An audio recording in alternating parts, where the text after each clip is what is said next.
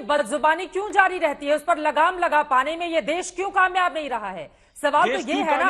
और सवाल ये भी है कि हर धर्म को अगर धार्मिक मामला एक जैसा होता है तो उसको एक ही चश्मे से देखा जाना चाहिए। बदजुबानी पे लगाम लगाना क्यों कामयाब नहीं रहा? कोलकाता पुलिस से समन भेजा जाता है, दिल्ली पुलिस वहां पे अक्यूज को प्रोटेक्शन दे रही है। क्यों दे रही है प्रोटेक्शन? सुप्रीम कोर्ट कह रहा है कि तुम्हें कोई no one can dare to touch you, उसके बावजूद अरे महुआ मित्रा पे बात हो रही है, आप बताओ एफआईआर क्यों नहीं हो रहा है? आज डिबेट महुआ मित्रा पे, विपुल शर्मा पे बहुत डिबेट लंबी हो चुकी है। महुआ मित्रा के ऊपर डिबेट है। महुआ मित्रा ने मां काली का अपमान किया। महुआ मित्रा ने पूरी दुनिया में फैले 150 करोड़ हिंदुओं का अपमान किया है। महुआ मित्रा ने केवल बंगालियों का अपमान नहीं किया, सारे के सारे पूरे दुनिया में फैले हिंदुओं का अपमान किया। महुआ मित्रा को न तो एफआईआर हो गई, न महुआ मित्रा को गिरफ्तार किया गया, न महुआ मित्रा को पार्टी से निकाला गया। ठीक है, हमारा कानून हमें जो पूर्वजों ने दिया है, ठीक है, अगर कहीं कमी है तो उसको दुरुस्त करने की जरूरत है। और सवाल ये भी है कि अगर एक पार्टी खुद को अलग करती है एक सांसद के बयान से, तो बतौर सांसद क्या उनको माफी नहीं मांगना चाहिए? और दो अलग अलग मामले यहाँ पर नुपुर शर्मा और महुआ मित्रा के, दोनों ही मामलों में क्या एक जैसे नजरिए की जरूरत है या फिर कानून को अपना काम करने देना चाहिए? उसको भी लेकर यहां पर बहुत सारी बातें और अलग अलग राय क्यों पनप जाते हैं। मैं सीधे विक्रम सिंह जी आपके पास आते हुए, मौजूदा जो स्थिति बनी हुई है, धर्म के नाम पर इतनी ज्यादा बहस तो हो रही है, लेकिन सवाल यह है कि अगर धार्मिक मामलों में कोई किसी की अभिव्यक्ति की आजादी का तर्क देता है तो कोई भावनाओं को आहत करके चला जाता है और फिर वो तर्क गढ़ता रहता है कि नहीं ऐसे। ये महुआ मित्रा वाले मामले में अब तक उन्होंने माफी नहीं मांगी, वो भी तब जब उनकी पार्टी ने खुद को अलग कर लिया है उनके बयान से। तो इसके पीछे क्या समझ उनकी नजर आती है? चित्रा जी नमस्कार, और सभी विद्वान पैनलिस्ट को नमस्कार। राजनीति मेरा विषय नहीं है, लेकिन मैं फिर भी भारतीय होने के नाते कुछ अपने विचार व्यक्त करना चाहूंगा केवल 4 वाक्यों में। वाक्य नंबर 1 कि कानून हमारे इतने सशक्त हैं, सक्षम हैं। अब मैं AK-47 अगर अश्विनी जी को दे दूं, कह दूंगा कि 1 किलोमीटर दूरी पे दूरबीन लगा करके तीसरे बटन चला दें, अश्विनी जी नहीं लगा पाएंगे। गलती AK-47 की नहीं है, गलती इस बात की है कि अश्विनी जी की ना तजुर्बेकारी या उससे अनभिज्ञता। वही अश्विनी जी मुझे अगर सिविल प्रोसीजर कोड दे दे, पूछे कि धारा 52 के बारे में प्रकाश डाले, तो मैं कहता हूं मुझे तो कुछ नहीं आता है। कानून बिल्कुल सख्त है, सक्षम है। और मैं तो कहता हूं शुरुआत करें अश्विनी जी 295 153A से और ग्रेजुएट करें आप राष्ट्रीय नेशनल सिक्योरिटी एक्ट उपधारा 1 पब्लिक ऑर्डर 1 साल, UAPA 7 साल, और मैं बताना चाह रहा हूं यूपी गैंगस्टर्स एक्ट और मकोका, जिंदगी खत्म हो जाएगी, चल अचल संपत्ति कुर्क हो जाएगी। अंग्रेजों ने हमारे ऊपर शासन इन्हीं कानूनों के जरिए 150 साल किया है, लेकिन पहले जो एग्जिस्टिंग लॉ हैं हमने उसके ऊपर तो काम ही नहीं किया, और हम चाह रहे दूसरे पहले इन कानूनों का सदुपयोग कर लें। लेकिन जो स्टेट्स, अब हम आते हैं स्टेट स्पॉन्सर्ड FIR, इस टर्म को समझ लें। FIR जो अगर हम कराएं नैसर्गिक तरीके से, नेचुरल तरीके से होनी चाहिए, लेकिन अगर स्टेट स्पॉन्सर्ड, इनके खिलाफ इस स्टेट में होगी, इनके खिलाफ उस स्टेट में होगी। और अश्विनी जी मेरा आपको बहुत आसान और मुफीद मशवरा है। तौसीफ साहब ने बड़ी अच्छी बात कही है, आपको अगर अमेरिका का कानून पसंद है तो अमेरिका जा सकते हैं। जैसे मशवरा मैं भी देता हूं कि जिनको तालिबानी कानून पसंद है तो उनके लिए 8 मुल्क हैं जहां शरीयत चलती है, Afghanistan, Pakistan, Iran, Nigeria, Mauritania, वहां चले जाएं।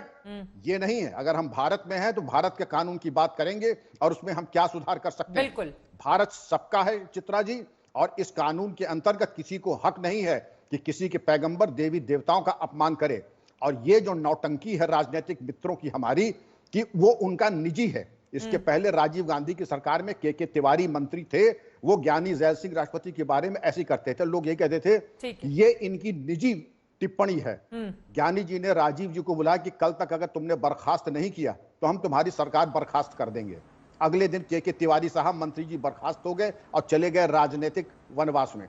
ये राजनीतिक में अगर कोई व्यक्ति है या पुलिस में या फौज में, तो उसके दर्शन और उसकी फिलॉसफी के अनुरूप काम करना होगा। मनमाने तरीके से लूज कैनन की तरह, मोटर माउथ की तरह नहीं बोल सकता है। लेकिन यहां पर तो परिस्थिति अलग है ना। यहां पर अपने नेता को बचाने की और दूसरे पर कीचड़ उछालने की लगातार कोशिश और कवायद जारी है।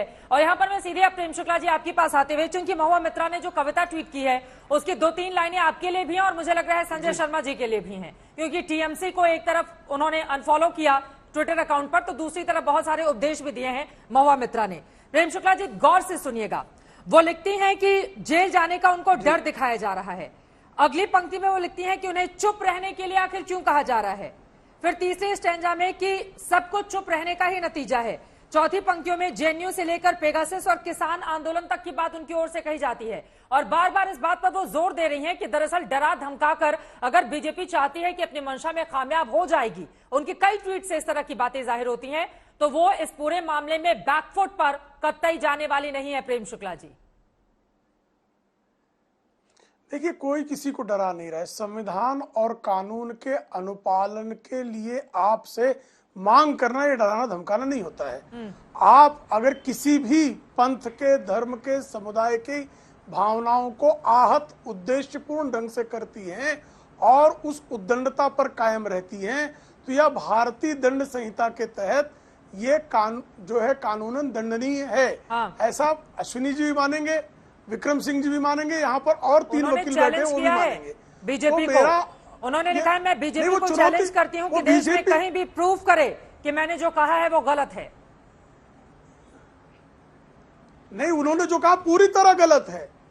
कोई ये प्रूव कर दे कि LGBTQ यानी हमारी किसी देवी की यौनिकता पर कोई एक विद्वान एक तरह का प्रमाण दे दे, मैं पूरे बंगाल के शक्ति के उपासना करने वाले सारे विद्वानों को प्रणाम करके ये प्रश्न करता हूं कि LGBTQ का पोस्टर मां काली के जो है ऊपर लगाए रखना, ये कैसे उनका अपमान नहीं, मुझे बताइए। ये तो उस फिल्म मेकर रीना की ओर से किया गया ना, उनका बयान तो इधर है, उनका बयान ये है उसी का समर्थन कर रही है वो, उसी का समर्थन कर रही है कि माँ काली मांसाहारी है, उसी का काली समर्थन कर रही है वो। आपको लग रहा है कि समर्थन कर रही है लीना का? उसी का समर्थन कर रही। उन्होंने साफ जो उत्तर दिया है कॉन्क्लेव में, उन्होंने लीना का समर्थन करते हुए ये तर्क दिए हैं और उनके तर्कों को दक्षिणेश्वर काली मंदिर के जो सबसे ज्यादा इस मामले में सेवा के कारण विद्वान और अधिकृत संस्था है, उस संस्था के पुजारियों ने भी उनके इस बयान को मां काली की अवमानना माना है। इसके बाद अगर टीएमसी महुआ मोइत्रा पर कार्रवाई नहीं करती, महुआ मोइत्रा अगर क्षमा प्रार्थना नहीं करती, महुआ मोइत्रा अगर बंगाल में गिरफ्तार नहीं होती, वो तो उन पर कोई कानूनी कार्रवाई नहीं होती, इसका सीधा सा मतलब है कि आप सेकुलरिज्म का पाखंड कर रहे हैं। ट्वीट किया है, उसको रीट्वीट किया है, हम दिखा भी रहे हैं। टीएमसी तो मान ही रही है कि उन्होंने जो कहा है वो पूरी तरह से गलत है।